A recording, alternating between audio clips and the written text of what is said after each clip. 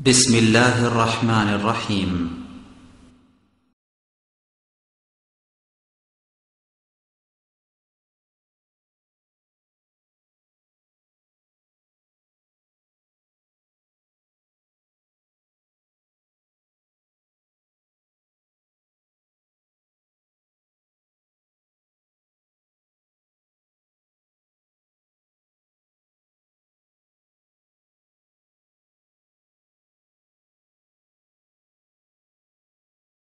إن الحمد لله نحمده ونستعينه من يهده الله فلا مضل له ومن يضلل فلا هادي له وأشهد أن لا إله إلا الله وأشهد أن لا إله إلا الله وحده لا شريك له وأشهد أن محمدا عبده ورسوله أما بعد فإن خير الحديث كتاب الله وخير الهدى هدى محمد صلى الله عليه وسلم وشر الأمور محدثتها وكل محدثة بدعة وكل بدعة ضلالة وكل ضلالة في النار.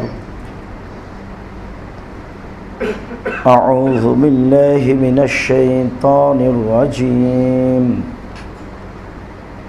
سنعذبهم مرتين ثم يردون إلى عذاب عظيم.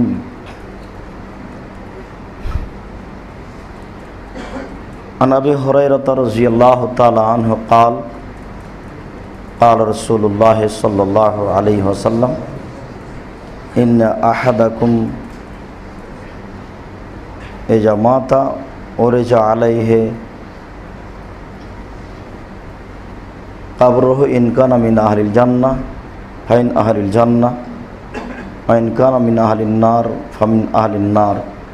رواه البخاري ومسلم. عن عائشة رضي الله تعالى عنها قالت أن يهودية دخلت عليها فذكرت عذاب القبر فسألت عائشة رسول الله صلى الله عليه وسلم عن عذاب القبر فقال نعم عذاب القبر حق.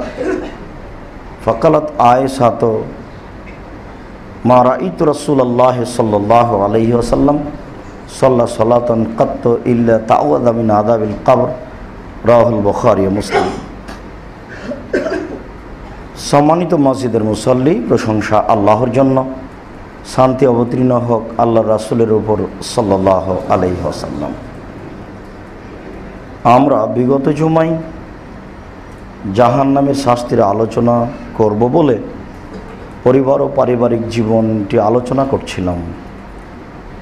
লিখিত বিষয়ের উপরে কথা বলার পূর্বে আমরা কবরের বিষয়টি পেশ করা জরুরি প্রয়োজন মনে করছি। যেসবগুলি কারণ আকীদার সাথে জড়িত, যেসবগুলি বিষয় আকীদার সাথে জড়িত, তার একটি জরুরি বিষয় হচ্ছে কবর। মরণের পরে যে বিষয়গুলি আসে তার প্রথম বিষয় হচ্ছে কবর, যা না দেখে মেনে নেওয়া, বিশ্বাস করা মানুষের জন্য জটিল। যে বিষয়ে আমাদেরকে অনেক সময় রূপক কাহিনী শোনানো হয়, তার একটি কাহিনী হচ্ছে এই যে জনৈক ব্যক্তি স্বপ্নে দেখেছে যে অমুক ব্যক্তিকে কবরে সাপ জড়িয়ে আছে। কবর খনন করে দেখা হলো সত্যই ওই ব্যক্তিকে সাপ জড়িয়ে ধরে আছে। তাহলে কবরের শাস্তি দেখলো। এটা একটা নেহায়েত মিথ্যা কথা। কবরের শাস্তি শোনাই যায় না, দেখা যায় কেমনে। ধর্মকে বিকৃত করার কতগুলি কৌশল রয়েছে, তার এটা একটি কৌশল।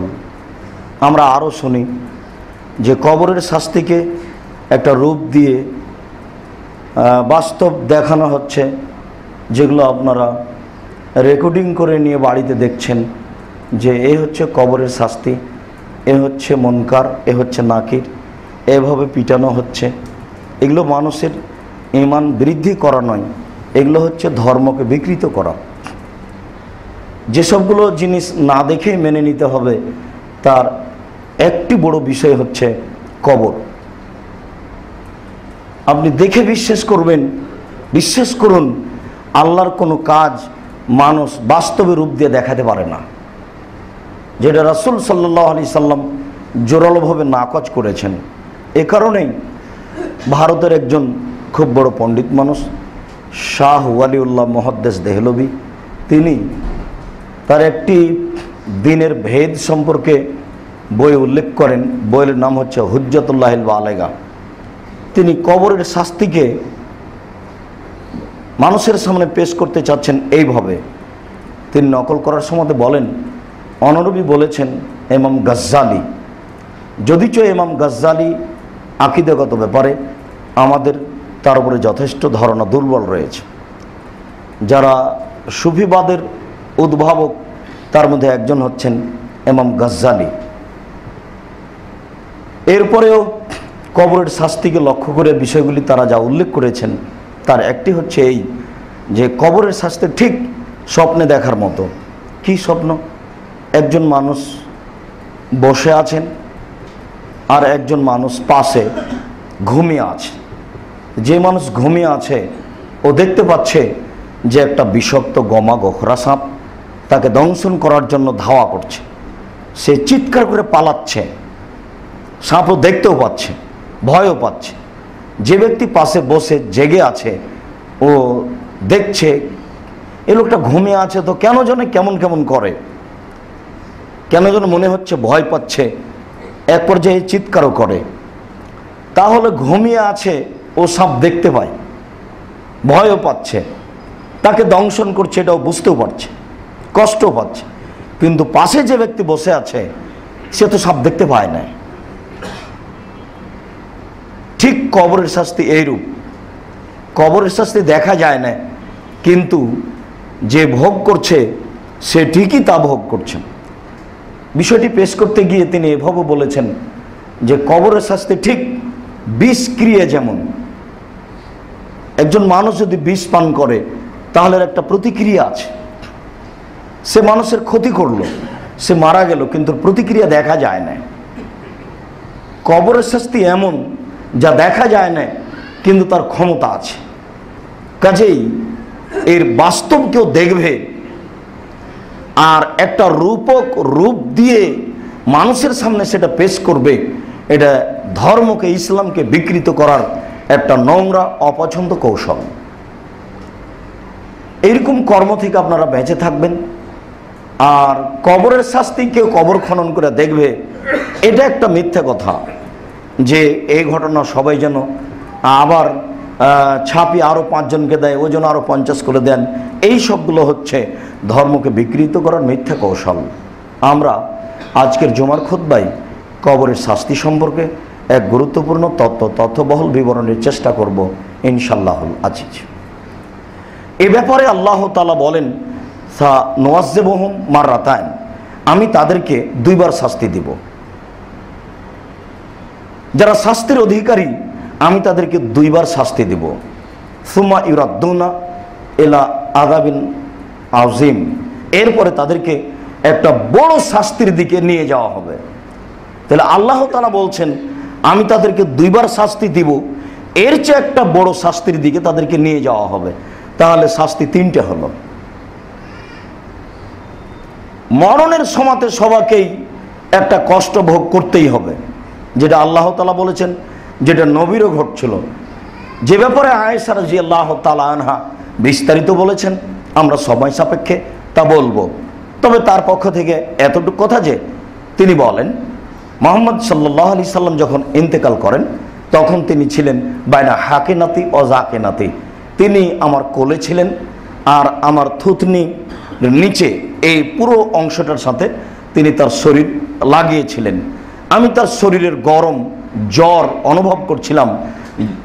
2 জন মানুষকে জ্বরের পরিমাণ শেষ পর্যায়ের যত বেশি হতে পারে আমি অনুমান করছিলাম তার গায়ে তার চেয়ে বেশি হবে। তো একজন নবী যিনি সর্বশ্রেষ্ঠ মানুষ, তার মরণের সময় তার গায়ে এত জ্বর বেশি হওয়ার কি কারণ হতে পারে? যার ব্যাপারে, মরণের ব্যাপারে মালাকুল মউত আসার পূর্বে জিবরাইল আলাইহিস সালামের কাছে পরামর্শ চান। রাসূল সাল্লাল্লাহু আলাইহি সাল্লাম জিবরাইলের দিকে লক্ষ্য করে আছেন যে জিবরাইল কি বলেন। তো জিবরাইল আল্লাহ রাসূল সাল্লাল্লাহু আলাইহি সাল্লামকে পরামর্শ দিচ্ছেন যে দুনিয়ার চেয়ে একটা পরকালের চিরস্থায়ী জায়গা আপনার জন্য অপেক্ষা করছেন, তাহলে এই বিষয়ে তার ভাবার কোনো সুযোগ নেই। এত বড় একজন সম্মানী মানুষ, যা একাধিক সহিহ হাদিস দ্বারা বোঝা যায় যে তিনি নিজেই বলছেন, আনা সাইয়্যিদ উলদে ইবনে আদম, আমি আদম সন্তানের সর্দার। আদমের যত ছেলে আছে সবার চেয়ে আমি সম্মানী। আমি ঈসা, মুসা, ইব্রাহিম, খলিল, এমনকি আদমের চেয়েও আমি সম্মানী। যদিচ পর্যায়ক্রমে তিনি আদম আলাইহিস সালামকে পিতা বলে উল্লেখ করছেন এবং তাকে সম্মান দিচ্ছেন। তিনি বলছেন, আব্বা আপনাকে সালাম। তখন আদম আলাইহিস সালাম বলছেন, ও আমার আদরের ছেলে, সত্য সত্য ছেলে, তোমাকেও সালাম। যে কথা তিনি ইব্রাহিম আলাইহিস সালামকে বলেছেন, আব্বা আসসালামু আলাইকুম, তখন ইব্রাহিম আলাইহিস সালাম বলেছেন, ও আলাইকা সালাম ইবনি সলে ও নবী সলে, ও আমার সৎ ছেলে, সৎ নবী, তোমাকেও সালাম। এসব বাক্যগুলোতে বোঝা যায় যে তিনি ইব্রাহিম আলাইহিস সালাম এবং আদম আলাইহিস সালামকে সম্মান দিচ্ছেন। তবে তিনি কথা বলেছেন যে আমি সবার চেয়ে সম্মানী, তবে তোমরা আমাকে ওইভাবে মূল্যায়ন করো না যে আমার ভিতরে কিছু অহংকার গৌরব দেখা যাবে। লাফাক রাফিয়ে, এতে আমার কোনো অহংকার নেই। তাহলে তার যদি মরণের সময় এরকম একটা কঠিন অবস্থা আসতে পারে, যেটা আয়েশা রাদিয়াল্লাহু তাআলা আনহা বলেন, তিনি বলেন যে আমি মনে করতাম যে মরণের সময়তে মানুষের যে কঠিন শাস্তি হয়, এটা মনে হয় তার পাপের কারণে হয়। যখন রাসূল সাল্লাল্লাহু আলাইহি সাল্লামের গায়ে আমি এরকম অবস্থা দেখলাম এবং তিনি খুব বেচেন হয়ে, নিরুপায় হয়ে বারবার হাতটা ওই পানির পাত্রে রাখছেন আর হাতটাকে ভিজিয়ে তিনি তার মুখে মুছে দিচ্ছেন, তার মানে তিনি নিজেই সেই জ্বরের তাপ সহ্য করতে পারছেন না। এটা হচ্ছে একটা শাস্তি। আমি মানুষকে দুইবার শাস্তি দেব। আর আরেকটা শাস্তি হচ্ছে কবরের শাস্তি। এরপরে যেটা বড়, সেটা হচ্ছে জাহান্নামের শাস্তি। তাই আল্লাহ তাআলা বলছেন, আমি তাদের দুইবার শাস্তি দিব।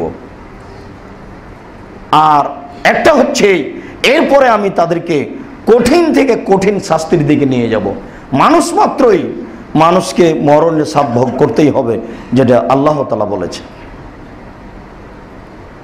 আল্লাহ তাআলা বলেন আমাদের নবীকে লক্ষ্য করে, অলাউ তারা ইদিল মুজরিমুনা ফি গামারাতিল মউত, যদি আপনি দেখতেন যারা অস্বীকারী, যারা মুনাফিক, যারা কাফের, তাদের যদি আপনি মরণের কষ্টটা দেখতেন, তাহলে কি যে আশ্চর্য দেখতেন। ওয়াল মালায়েকাতু বাসিতু আইদিহিম, যখন ফেরেশতাগণ তাদের দিকে হাত বাড়ায়, তাহলে পাশে ফেরেশতা আসেন যারা তাকে দুনিয়া থেকে বিদায়ের জন্য আসেন, জান নেওয়ার জন্য আসেন। আল্লাহ তাআলা বলছেন, ওয়াল মালায়েকাতু বাসিতু আইদিহিম, যখন ফেরেশতাগণ তাদের হাতকে বাড়ান, হাত বাড়িয়ে বলেন, আখরিজু আনফুসাকুম, তোমরা তোমাদের আত্মাকে বের করে দাও। এই কথাটা ফেরেশতা বলেন। তারপরে বলেন, আল ইয়াউমা তুজজাউনা আযাবাল হুন, আজকেই তোমাদেরকে অপমানজনক শাস্তি স্বাদ অনুভব করতে হবে, অপমানজনক শাস্তি দেখানো হবে। অত্র হাদিসগুলি ইমাম বুখারী রাহিমাহুল্লাহ কবরের শাস্তির প্রমাণে পেশ করেছেন। আয়াতগুলি প্রমাণ করে যে এইগুলি হচ্ছে কবরের শাস্তি, যেটা সূচনা থেকেই আরম্ভ হয়েছে। সম্মানিত মসজিদের মুসল্লি, অবশ্যই কবর বলতে আপনার বাড়ির পিছন দিকে অথবা নির্ধারিত স্থানে একটা গর্তের নাম নয়। মনে রাখা ভালো হবে, কবর বলতে মরার পর থেকে নিয়ে বিচারের দিন পর্যন্ত এই দীর্ঘ সময়ের একটা সময়কে কবর বলা হয়, যেটাকে বলা হয় আলামে বারজাখ। মানুষের ভালো আত্মা ইলিনে থাকবে আর মন্দ আত্মা সিজ্জিনে থাকবে। ওখানে নাম লিস্ট হবে এবং এরকম একটা পর্যায়ে তার আত্মাকে কষ্ট দেওয়া হবে, সেটাই হলো কবরের শাস্তি। আর তার আত্মাকে শান্তি তৃপ্তি দেওয়া হবে, সেটাই হলো কবরের সুফল, যে ব্যাপারে আমরা আজকে পেশ করব মনে করছি। সম্মানিত মসজিদের মুসল্লি, মনে রাখবেন অবশ্যই এটা একটা কবরে মাটির নিচে বাড়ির পিছনে শাস্তির নাম নয়। যদি তাই হয় তাহলে যারা পুড়ে ছাই হয়ে গেছে, কবর হয়নি, তাদের শাস্তি কোথায়? যাদের বাঘে খেয়ে নিল তাদের শাস্তি কোথায়? যারা পানিতে ডুবে হারিয়ে গেল তাদের শাস্তি কোথায়? আপনাকে বুঝতে হবে অবশ্যই কবরের শাস্তি বলতে একটা নির্ধারিত সময়ের শাস্তি, এটা কোনো স্থানের কোনো জায়গার শাস্তি নয়। আনাস রাদিয়াল্লাহু তাআলা আনহু বলেন, রাসূল সাল্লাল্লাহু আলাইহি ওয়াসাল্লাম বলেছেন, ইন্নাল আবদা ইযা ওযিয়া ফি কবরিহি, যখনই কোনো মানুষকে তার কবরে রাখা হয়, যেহেতু স্বাভাবিক মানুষের গতি কবরে রাখা, এই জন্য রাসূল সাল্লাল্লাহু আলাইহি সাল্লাম এভাবে বললেন।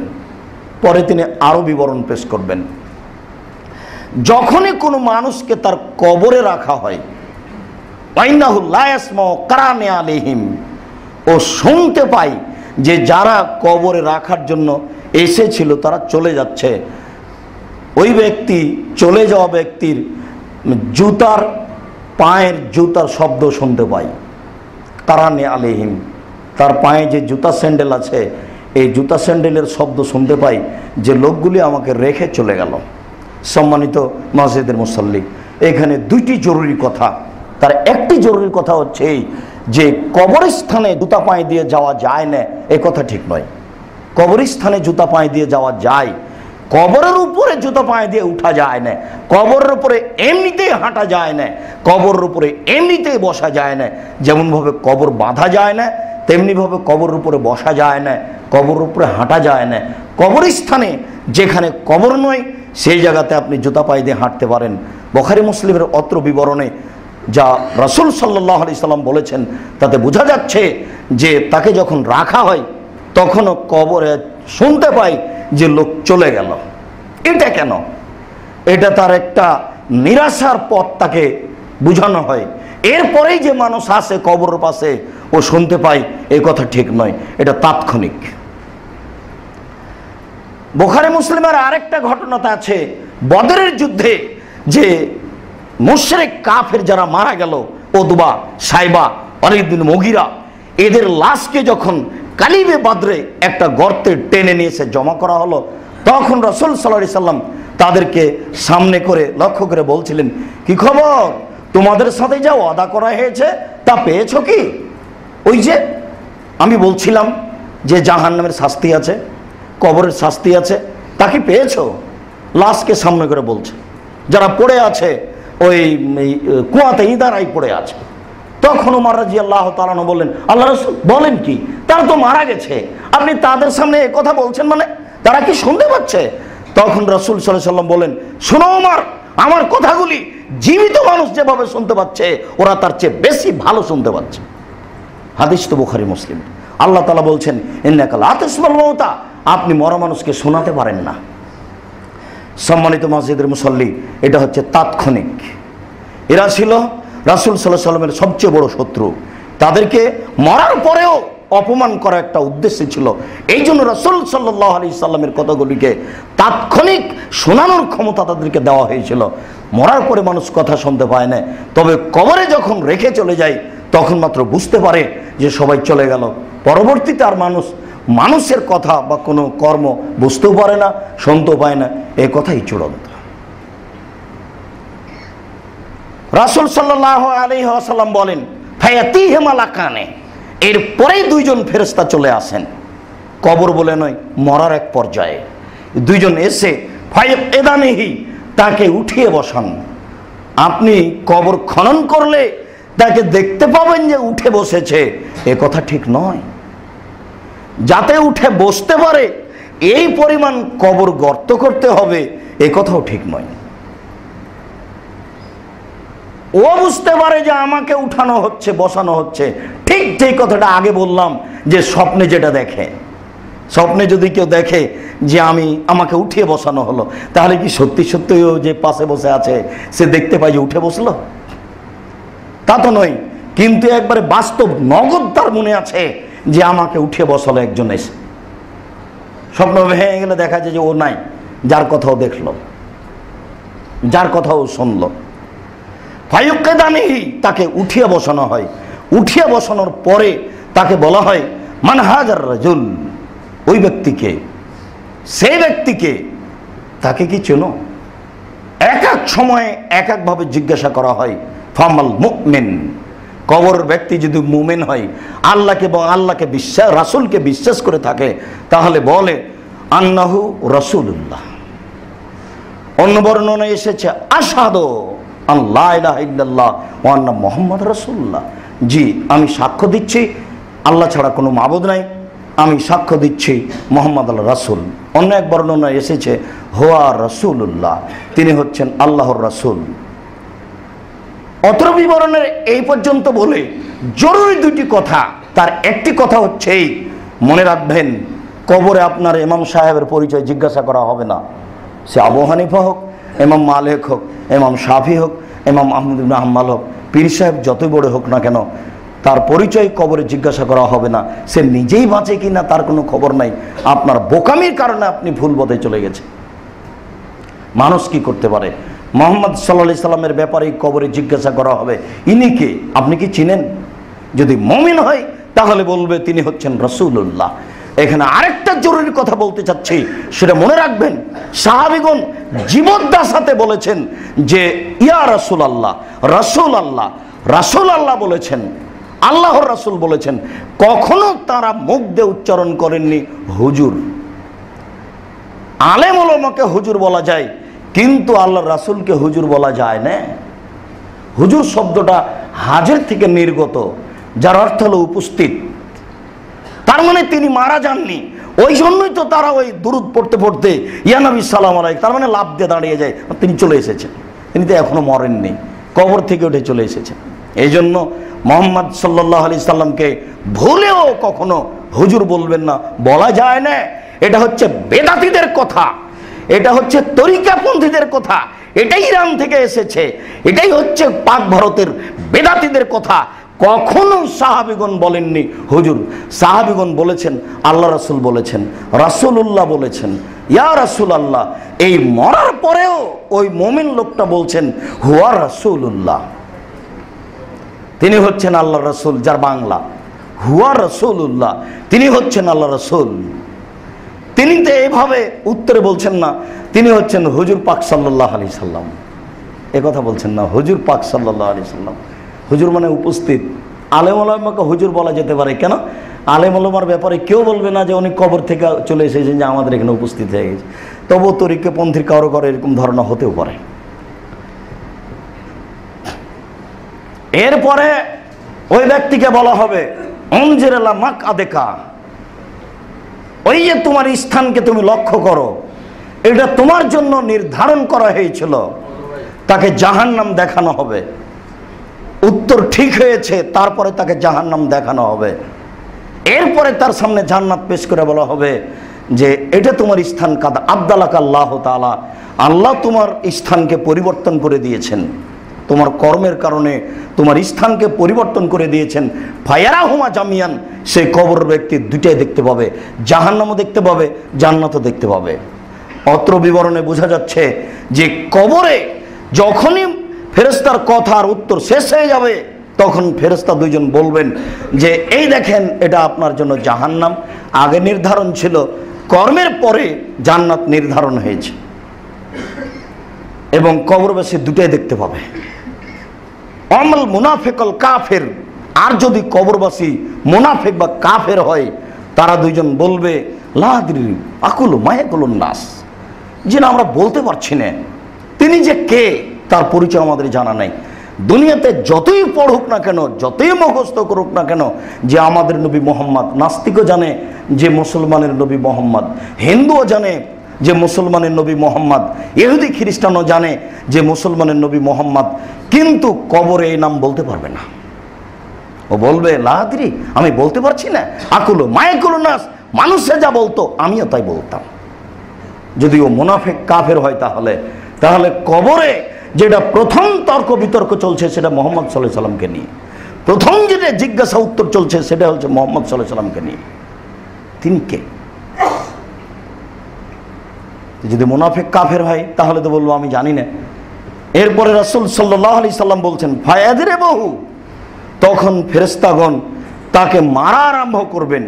ও ইয়াসিহু সাইহাতান, ও চিৎকার করবে, মা ইয়াসমা মা বাইনাল মাশরিক ওয়াল মাগরিব ইল্লা সাকালাইন, তার চিৎকার এত জোরে হবে যে সারা পৃথিবীতে যা কিছু আছে, জীবজন্তু, কীটপতঙ্গ, পদার্থ, জড় পদার্থ সব কিছুই শুনতে পাবে তার চিৎকার, কিন্তু মানুষ এবং জিন শুনতে পাবে না। এখানে আপনাকে বলতে চেয়েছি এই বিষয়ে আবারও কথা আসবে।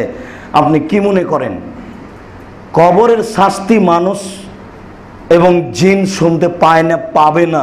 তার মানে কবরের শাস্তি শোনাই যায় না। যে জিনিস শোনা যায় না সেটা দেখা যায় কি করে? যার ভয়াবহতা এত বেশি, যার কঠোরতা এত বেশি যে মানুষ শুনতেই পারে না, শুনলেই মানুষ জ্ঞান হারা হয়ে যাবে, তাহলে বাস্তব সেটা দেখতে পারে কি করে? যদিচ কবর দুনিয়াতে, এরপরে মানুষ সেটা দেখতে পাবে না।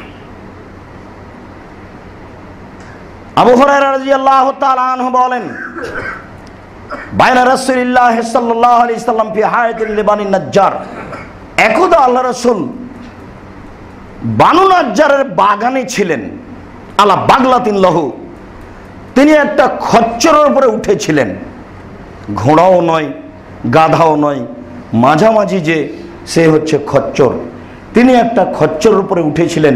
ওয়ানাহানু মাহু, আমরা তার সাথে ছিলাম।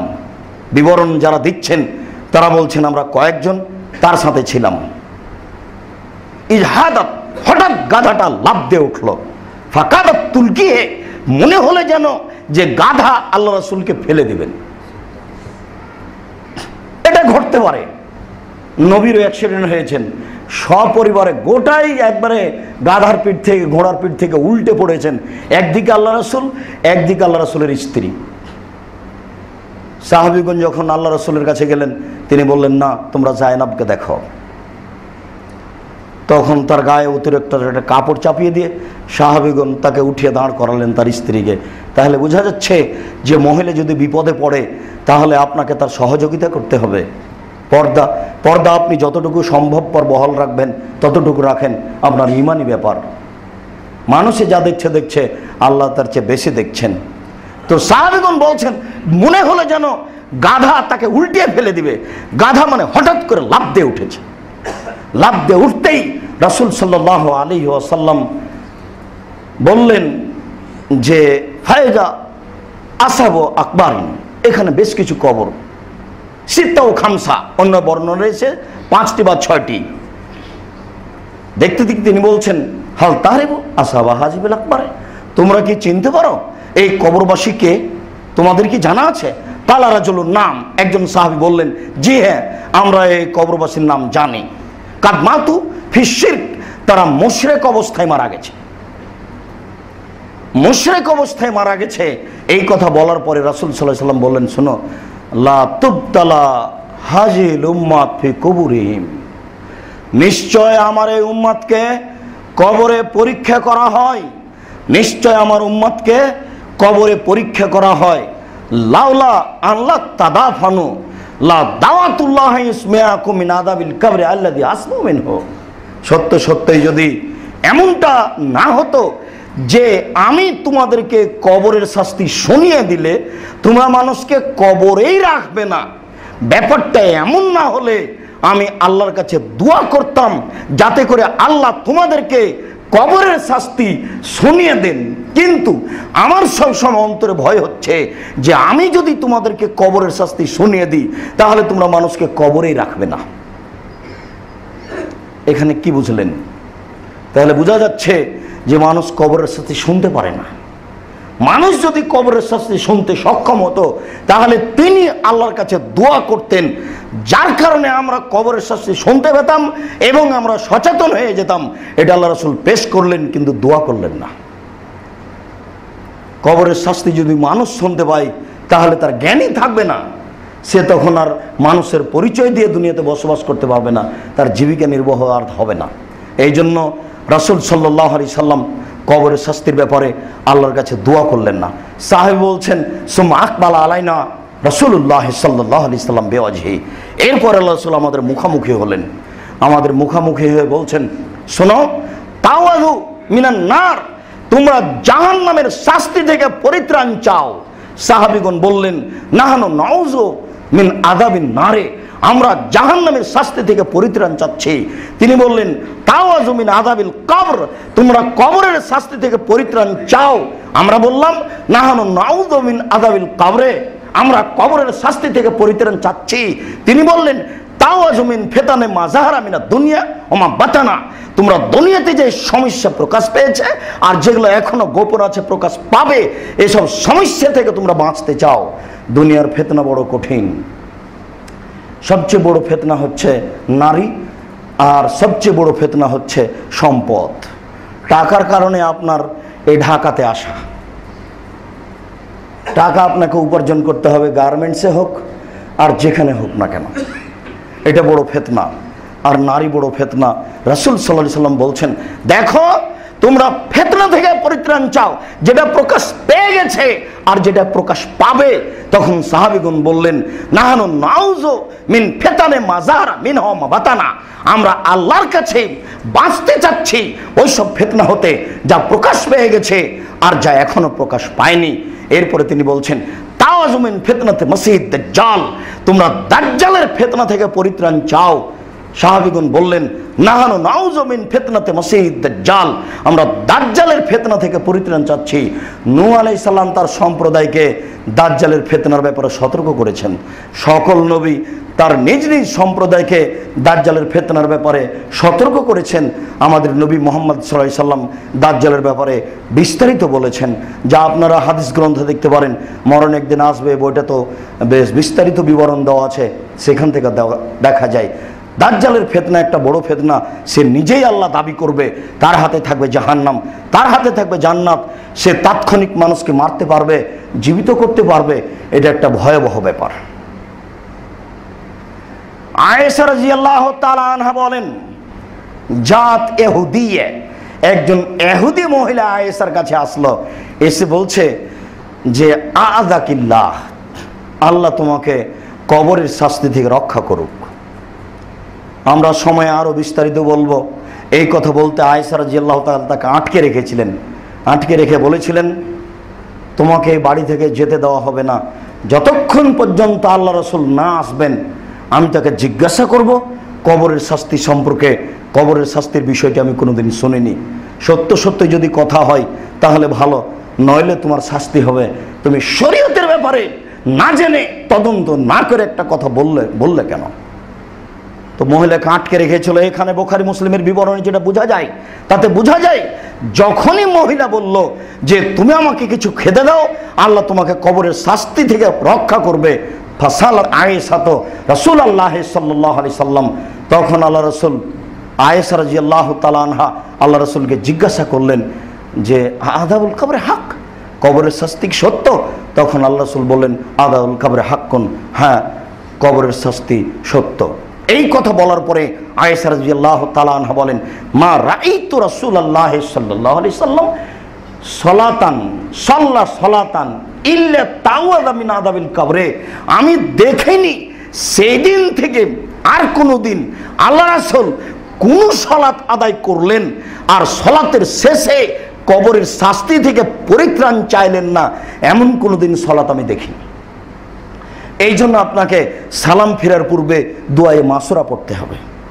দুআয়ে মাসুরার প্রথম অংশ হচ্ছে আল্লাহুম্মা ইন্নী যালামতু নাফসি যুলমান কাসীরা, আর পরের অংশ হচ্ছে আল্লাহুম্মা ইন্নী আউযু বিকা মিন আযাবি জাহান্নাম ওয়া আউযু বিকা মিন আযাবিল কবর। আপনি সালাম ফেরার পূর্বে জরুরি ভিত্তিতে এই দুয়ার দুই অংশই পড়বেন।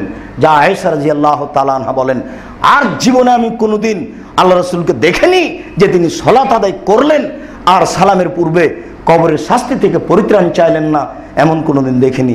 আল্লাহ আমাদেরকে বিষয়টি বোঝার তৌফিক দান করুক। আল্লাহুম্মা সাল্লি আলাইহি ওয়া বারিক। আলহামদুলিল্লাহ ওয়াহদা ওয়াসসালাতু ওয়াসসালামু আলা মান লা নাবিয়্যা বা'দা। আবু হুরায়রা রাদিয়াল্লাহু তাআলা আনহু বলেন রাসূল সাল্লাল্লাহু আলাইহি ওয়াসাল্লাম বলেছেন ইজা ওযিয়াল কবর যখনই কোনো মানুষকে কবরে রাখা হয় ফায়াতিহে মালাকানে, তখন দুইজন ফেরেশতা আসেন, আসওয়াদানে আজরাকানে, কালো নীল, কালো নীল, কালো বর্ণের নীল বর্ণের। ইউকালে আহাদেহমাল মুনকার অলিল আখারান নাকির, একজনের নাম মুনকার আর একজনের নাম নাকির। এটা আরবি শব্দ। মুনকার আর নাকির দুইটা শব্দের অর্থ হচ্ছে অপরিচিত। একে তো তারা দুইজন হবেন অপরিচিত, এরপরে তাদের রং হবে কালো এবং নীল, যেটা ভয়াবহ। দুইজন এসেই তাদেরকে জিজ্ঞাসা করবে, মার হাজার রাজুল আল্লাজি বৈশাখুকুম, এই ব্যক্তিকে যাকে তোমাদের কাছে পাঠানো হয়েছিল। তখন সে বলবে, হুয়া রাসূলুল্লাহ, তিনি হচ্ছেন আল্লাহ রাসূল। আমি সাক্ষ্য দিচ্ছি আল্লাহ ছাড়া কোনো মাবুদ নাই, আমি সাক্ষ্য দিচ্ছি মুহাম্মদ আল্লাহ রাসূল। তাহলে কবরেও আল্লাহ এবং আল্লাহ রাসূলের সাক্ষী দেওয়া লাগছে।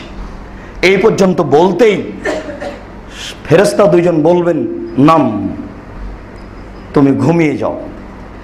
তখন লোকটি বলবে, লা আরজেলা আহলি ফাহবেরহুম, আমি ঘুমাবো না, আমি আমার পরিবারের কাছে যাব, আমি তাদেরকে আমার সুবিধার বিষয়টি বলে দেব। তখন ফেরেশতা দুইজন বলবেন, নাম কা নাওমাতিল আরুস লায়ুকে জহিল্লা আহাবা আহলিহি ইলাইহি, তুমি ঘুমিয়ে যাও বাসর ঘরের ঘুমানোর মতো, যাকে কেউ জাগায় না তার অতীব প্রিয় তার স্ত্রী ছাড়া। বাসর ঘরের একটা দাম আছে, বাসর ঘরের একটা মূল্যায়ন আছে। শাশুড়ি তাদের জাগাতে যায় না, কেউ তাদের জাগাতে যায় না, তাদের অতি প্রিয় মানুষ তার স্ত্রী সেই জায়গায়। রাসূল সাল্লাল্লাহু আলাইহি সাল্লাম বলছেন যে ফেরেশতা দুইজন বলবেন, নাম কা নাওমাতিল আরুসে, তুমি ঘুমিয়ে যাও বাসর রাতের ঘুমানোর মতো, লাইকুজু ইল্লা আহাব্বা আলাইহি ইলাইহি, যাকে কেউ জাগায় না তার অতীব প্রিয় ব্যক্তি ছাড়া। তাহলে কবরের বিষয়টিও খুব সুন্দর, যদি উত্তর সুন্দর হয় তাহলে। এরপর আল্লাহ রাসূল বলছেন, ওয়ামাল মুনাফিকুল কাফের, এই ব্যক্তি যদি মুনাফিক কাফের হয়, তাদের ব্যাপারে রাসূল সাল্লাল্লাহু আলাইহি সাল্লাম বললেন, ফায়াকুলু মা হাজার রাজুল, তারা দুজন বলবেন সে ব্যক্তিকে। তখনও বলবে, লা আদরি মান হুয়া রাজুল, না বলতে পারছি না তিনি যে কে। আকুল মায়াকুলুন নাস, মানুষ যা বলতো তার ব্যাপারে আমরা তাই বলতাম। তাহলে মানুষ মুহাম্মদ সাল্লাল্লাহু আলাইহি সাল্লামের ব্যাপারে মন্দ বিবরণ দেয়, দিচ্ছে, দিবে। ওই কবরেও সে ব্যক্তি বলবে যে না, তার ব্যাপারে মানুষ যা বলতো তাই আমরা বলতাম। তখন ফেরেশতা দুজন বলবেন, কাদনা আল্লাহ তাকুল হাজা, হ্যাঁ আমরা জানছি তুমি এ কথাই বলবে, হ্যাঁ আমরা জানছি তুমি এ কথাই বলবে। এরপরে রাসূল সাল্লাল্লাহু আলাইহি সাল্লাম বলছেন, ফেরেশতা দুজন বললেন জমিনকে, ইয়াল আরজ ইলতামি আলাইহে ফাতালতামু আলাইহে ফাতাখতালিফু আজলাহু। তখন ফেরেশতা দুইজন বলবেন, জমিন, কবর, তোমরা জমা হয়ে যাও। ডান পাশ বাম পাশে আর বাম পাশ ডান পাশে কবর এবার জমা হয়ে যাবে। যখন কবর মাটি জমা হয়ে যাবে তখন আল্লাহ রাসূল বলছেন যে ইখতালিফু আজলাহু, তার ডান দিকের হাড়গুলি বামের দিকে ঢুকে যাবে আর বাম দিকের হাড়গুলি ডানের দিকে ঢুকে যাবে। ফায়াদবহু ইলা ইয়াউমিল কিয়ামা, তাকে এইভাবে শাস্তি দেওয়া হবে কিয়ামত পর্যন্ত। সম্মানিত মসজিদের মুসল্লি, বিষয়টি অতীব জটিল। আবু হুরায়রা রাদিয়াল্লাহু তাআলা আনহু বলেন, রাসূল সাল্লাল্লাহু আলাইহি ওয়াসাল্লাম বলেছেন, আমাল মুমিন ইয়াতি ইলাইহি রাজুলুন আহসানুল ওয়াজহে হাসানুল সিয়াবে তিবুর রিহে। যখনই তার প্রশ্ন উত্তর শেষ হয়ে যাবে তখন একজন ব্যক্তি আসবে, তার রূপ চেহারা অতীব সুন্দর, তার পোশাক অতীব সুন্দর, তার গায়ে খুব সেন্ট আতরের। তখনও বলবে, মানান্তা যা বিল বাশার, কে তুমি, সুসংবাদ নিয়ে এসেছ, বেওয়াজহেকাল ওয়াজহে, সুন্দর চেহারা এসেছ। তখনও বলবে, আনা আমালুকা সলেহ, আমি হচ্ছি তোমার সৎ আমল। এটা আপনাকে বিশ্বাস করতে হবে, মেনে নিতে হবে। তাহলে আমল মানুষের আকৃতিতে আসবে, কর্ম মানুষের আকৃতিতে আসবে। তবে এখানে বলা হচ্ছে সৎ আমল, সব আমল আসবে না, সৎ আমল, আমি হচ্ছে তোমার সৎ আমল। শুধু যদি এই কথা বলতো, আল্লাহ রাসূল যদি এইভাবে বলতেন যে আনা আমালুকা, আমি তোমার আমল, তাহলে হতো। কিন্তু আল্লাহ রাসূল তা বললেন না। আমল এসে বলবে আনা আমালুকা সলেহ, আমি হচ্ছে তোমার সৎ আমল। এই কথাটি রাসূল সাল্লাল্লাহু আলাইহি সাল্লাম আবার বললেন, ওয়ায়াতিহি রাজুলুন, ওই ব্যক্তির কাছে একজন ব্যক্তি আসবে, কাবিহুল ওয়াজহে কাবিহুস সিয়াবে, তার মুখ খুব একবারে কুৎসিত, দেখতে অতীব জঘন্য, তার পরনে কাপড় থাকবে ময়লাযুক্ত, খুবই কুৎসিত, মন্তানুর রিহে, দুর্গন্ধে টিকা যায় না, খুব দুর্গন্ধ, যে দুর্গন্ধ মানুষ সহ্য করতে পারবে না। এই দুর্গন্ধ নিয়ে আসতেই এ বলবে, কে তুমি, এই দুঃসংবাদ নিয়ে এসেছ? তখন ও বলবে, আনা আমালুকাল খাবিস, আমি হচ্ছে তোমার অপবিত্র কর্ম। এমনি তো আমরা বিস্তারিত বিবরণ দিয়েছি, মানুষ বিচারের মাঠে কর্ম দেখতে পাবে, তাহলে কর্ম আবার কবরে এসে উপস্থিত হবে, যেটা বোঝা যাচ্ছে এটাই হচ্ছে মেনে নেওয়া, এর নাম আকীদা। পরকালকে আপনাকে এইভাবেই মেনে নিতে হবে যে আপনার কর্মটা আসবে দুর্গন্ধযুক্ত অবস্থায়, খুব খারাপ আকৃতিতে, কুৎসিত চেহারা নিয়ে, এবং বলবে আমি হচ্ছে তোমার খারাপ কর্ম। খুব জটিল ব্যাপার। বারা ইবনে আযিব রাদিয়াল্লাহু তাআলা আনহু বলেন, রাসূল সাল্লাল্লাহু আলাইহি ওয়াসাল্লাম বলেছেন, ইয়াতিহি মালাকানে, দুইজন ফেরেশতা তার নিকটে আসবে, এসে বলবে প্রথম কথা, মান রব্বুকা, তোমার প্রতিপালক কে? এর নাম আকীদা। প্রথমে আগে জেনে নেন আমার প্রতিপালক কে।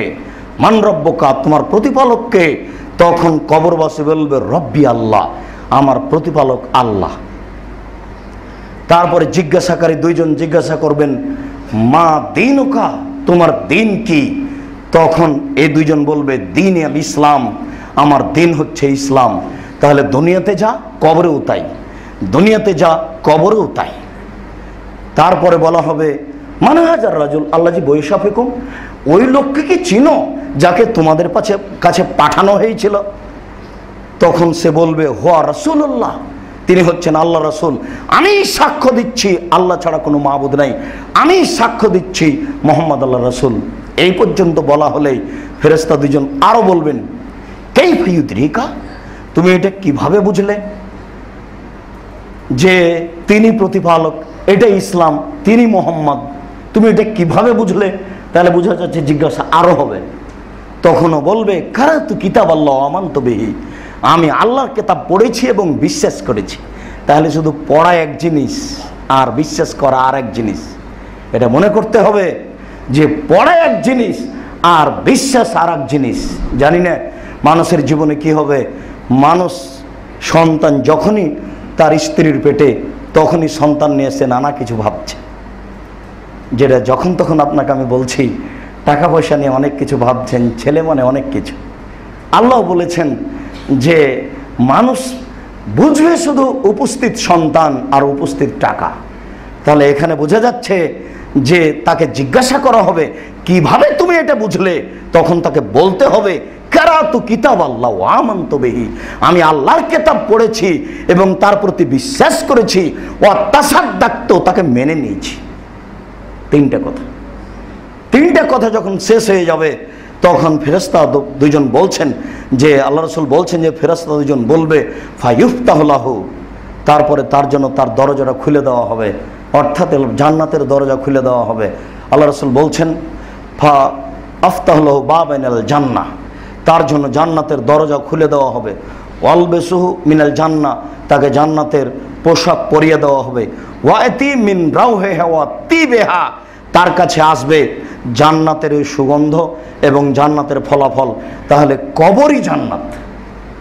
একজন মানুষ যদি প্রশ্নের উত্তর সফলভাবে দিতে পারে, তাহলে কবরই তার জন্য জান্নাত।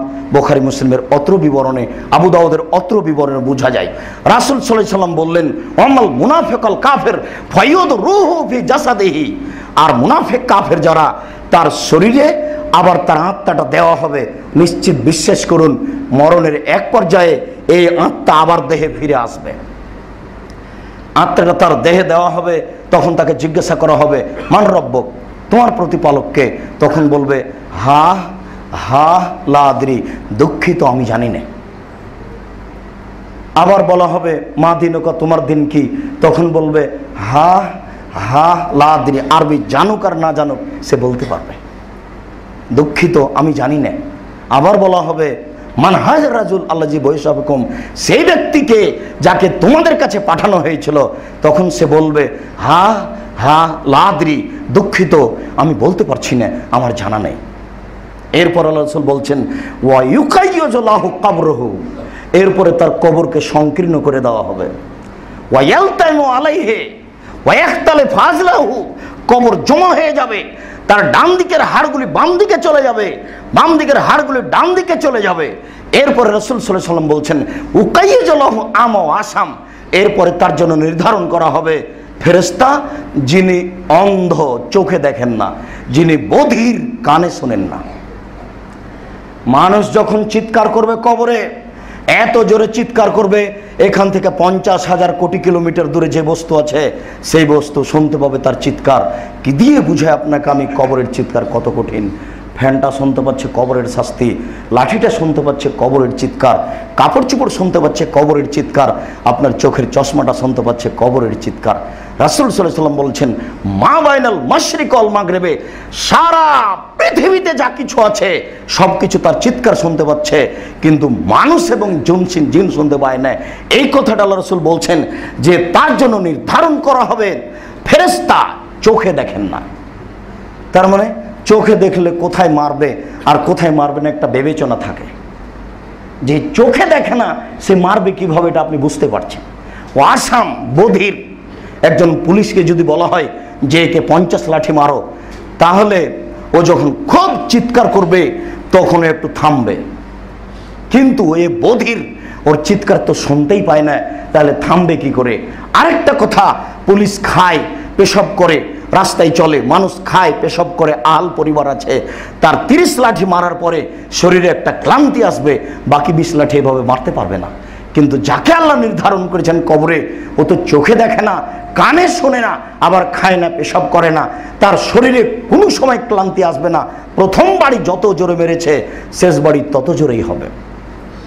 এরপরে রাসূল সাল্লাল্লাহু আলাইহি ওয়াসাল্লাম বলছেন লাহু মির্জাবা ফিয়াদিহি, মির্জাবা তার হাতে থাকবে একটা লাঠি, লাহু জুরবাইহা জাবালাল্লাহ সরা তোরাবান, এই লাঠিটা দিয়ে যদি হিমালয়ে মারা হয় তবু হিমালয় ধুলা হয়ে যাবে। এই কথা বলার পরে আল্লাহ রাসূল বলছেন ফায়াজরাবু বিহি ইলা ইয়াউমিল কিয়ামা, ওই ফেরেশতা তাকে কিয়ামত পর্যন্ত মারতেই থাকবেন, মারতেই থাকবেন। ফাসরা তোরাবান, মারতে মারতে ও ধুলা হয়ে যাবে। সুমাইয়ুদ রূহু ফি জাসাদিহি, আবার তার শরীরে আত্মা দেওয়া হবে, আবার ধুলা হবে। ইলা ইয়াউমিল কিয়ামা হাত্তা ইউবাশদ, যতদিন পর্যন্ত বিচার না হচ্ছে ততদিন পর্যন্ত এইভাবে শাস্তি হতেই থাকবে, এভাবে শাস্তি হতেই থাকবে। সম্মানিত মসজিদের মুসাল্লি, আজকের জুমার খুতবার শেষ হাদিস আনাস রাদিয়াল্লাহু, উসমান রাদিয়াল্লাহু তাআলা নিজস্ব বিবরণ। অন্য এক বর্ণনায় এসেছে আবু হুরায়রা রাদিয়াল্লাহু তাআলা আনহু বলেন এই যে ওয়াকাফা আলা কাবরিহি, যখন উসমান রাদিয়াল্লাহু তাআলা আনহু কবরের পাশে দাঁড়াতেন, ফাবাকা, তখনই তিনি কাঁদতেন। ফায়ুকাল লাহু, তাকে বলা হতো তাজকুরুল জান্নাতুন নার ফালা তাবকি ওয়া তাবকি মিন হাজা, আপনার সামনে জাহান্নাম জান্নাতের কথা বলা হয় কিন্তু আপনি তো কাঁদেন না। যখনই আপনি কবরের পাশে দাঁড়ান তখনই এভাবে কাঁদেন কেন? হাত্তা ইয়াবুল্লাহ লেহিয়াতাহু, এমনভাবে কাঁদতেন কবরের পাশে আসলেই দুই চোখের পানি ঝরঝর করে ঝরে দাড়ির উপর দিয়ে কাপড়ে এসে পড়তো, দাড়ি ভিজে যেত, কাপড় ভিজে যেত। বিবরণকারী এইভাবে বিবরণ দিচ্ছেন যে তিনি কবরের পাশে দাঁড়ালেই চোখের পানি এইভাবে আসতো যে দাড়ি ভিজে, কাপড় ভিজে যেত। তখন তিনি বললেন যে হ্যাঁ ঠিক, কবর জাহান্নাম জান্নাতের কথা শুনি কিন্তু আমার কান্না আসে না। কবরের কথা শুনলেই কান্না এই জন্য আসে, আমাদের নবী মুহাম্মদ সাল্লাল্লাহু আলাইহি সাল্লাম বলেছেন আল কাবর আউয়াল মানজিল মিন মানাজিলিল আখিরা, মানুষের মরার পরে প্রথম যেটা স্তর সেটা হচ্ছে কবর। ফাইন নাজা মিনহু ফাবাদু আইসার মিনহু, যদি মানুষ কবরে বেঁচে যায় তাহলে এরপরে যত স্তর আছে সব সহজ হয়ে যাবে। আইনলাম এনজু মিনহু ফাবাদু আসাদ্দু মিনহু, মানুষ যদি কবরে বাঁচতে না পারে তাহলে এরপরে যত স্তর আছে আরো জটিল হয়ে যাবে। এই জন্যই আমরা বলে থাকি কবর যত জটিল কিয়ামত তার চেয়ে অনেক বেশি কঠিন, কিয়ামত যত কঠিন জাহান্নাম তার চেয়ে অনেক অনেক অনেক বেশি কঠিন। উসমান রাদিয়াল্লাহু তাআলা আনহু বলেন রাসূল সাল্লাল্লাহু আলাইহি সাল্লাম বলেছেন মা রাআইতু মানজারান কাত্তাল কবর আফজা মিনহু, আমার জীবনে আমি দেখিনি কোনো দৃশ্য যেটা কবরের চেয়ে আশ্চর্য হতে পারে। তিনি বলেছেন, আল্লাহ রাসূল বলেছেন, আমার জীবনে আমি দেখিনি কোনো দৃশ্য যেটা কবরের চেয়ে আশ্চর্য হতে পারে। আমার জীবনে আমি কোনো দেখিনি দৃশ্য যেটা কবরের চেয়ে আশ্চর্য হতে পারে। আমাদের নবী মুহাম্মদ সাল্লাল্লাহু আলাইহি সাল্লাম যা বলেছেন তাতে কবরই হচ্ছে সবচেয়ে আশ্চর্য দৃশ্য। সম্মানিত মসজিদের মুসল্লি, পরকালকে বিশ্বাস করো তো, কবরকে বিশ্বাস করো তো। আজ থেকেই কবরের শাস্তি থেকে বাঁচার জন্য প্রস্তুতি গ্রহণ করুন। সময় সাপেক্ষে আরও বিস্তারিত বলবো। প্রস্তুতির জন্য ওই দোয়াটি যেটি রাসূল সাল্লাল্লাহু আলাইহি সাল্লাম সালাম ফেরার পূর্বে বলতেন। এর সাথে সাথে যখন তখনই আল্লাহকে বলুন, আল্লাহ তুমি বড় দয়াবান রহমান, আমি একজন গুনাহগার, তুমি আমাকে মাফ করো, তুমি আমাকে কবরের শাস্তি থেকে রক্ষা করো, তুমি আমাকে জাহান্নামের শাস্তি থেকে রক্ষা করো, তুমি আমাকে বিপদ কিয়ামতের মাঠের বিপদ থেকে রক্ষা করো। দিন রাত বলে কান্নাকাটি করুন। ইনশাআল্লাহ তিনি বড় দয়াবান, আমাদের প্রতি বিশেষ দয়া করবেন। তিনি আমাদেরকে জান্নাতবাসী করবেন, কবরের শাস্তি থেকে রক্ষা করবেন। আমরা যেন কবরের ভিতরে ওরকম বাসর রাতের মতো একটা সুযোগ পেয়ে যাই। আল্লাহ তুমি আমাদের এই তৌফিক দান করো, আল্লাহুম্মা আমিন। আল্লাহ, আমাদের যারা মারা গেছে তুমি তাদের কবরের শাস্তি মাফ করো। আমরা যারা অসুস্থ তুমি তাদের আরোগ্য দান করো। আমরা যারা বেঁচে আছি তুমি তাদেরকে তোমার রাসূলের পদ্ধতি অনুযায়ী চলার তৌফিক দান করো। এই দাবি, এই দাওয়া, এই দোয়া তোমার দরবারে রেখে আজকের জুমার খুতবা এখানে শেষ করলাম। সাল্লাল্লাহু আলাইহি ওয়াসাল্লাম।